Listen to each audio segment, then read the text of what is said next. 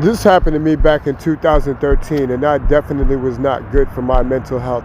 I remember my story today and thought maybe it's a good fit here. Back in 2013, I was referred to a therapist by my doctor. Her name was Sheryl, and her office was on the third floor of a building downtown. It was a pain to see her and pain for parking, but I was desperate to talk to someone. We met, and I tell her the detailed story of what happened and what has been happening to me the past year. She appeared to be listening and sympathetic. She gives me some basic real advice. Read a book, any book, go for a walk, and books are on our appointment for the next week. Next week comes, I go to her door on the third floor. Sheryl greets me and asks me what can she do to help.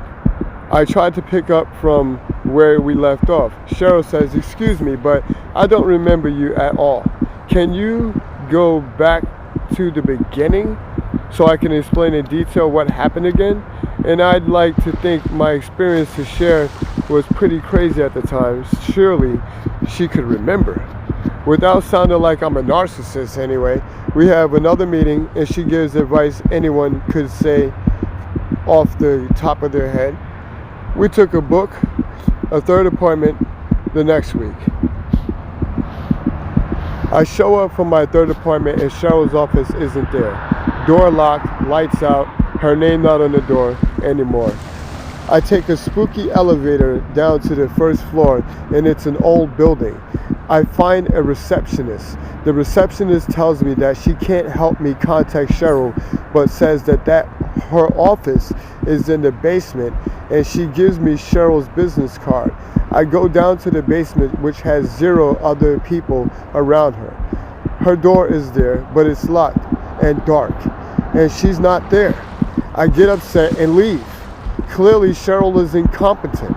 Anyway, she must be the worst therapist. I decide to give her a call and leave a message asking why she wasn't at our appointment. Sheryl calls back and leaves me a voicemail. She tells me that she has no appointments booked for today.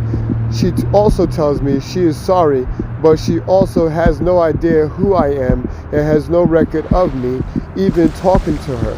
And if I'd like to book a meeting to meet her to call back, I never called back.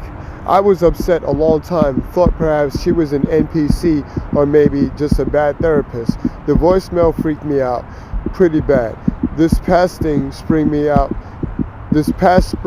I asked to be referred to a therapist again, and guess who called and kept the voicemail? Someone named Sheryl. So no, I didn't call back.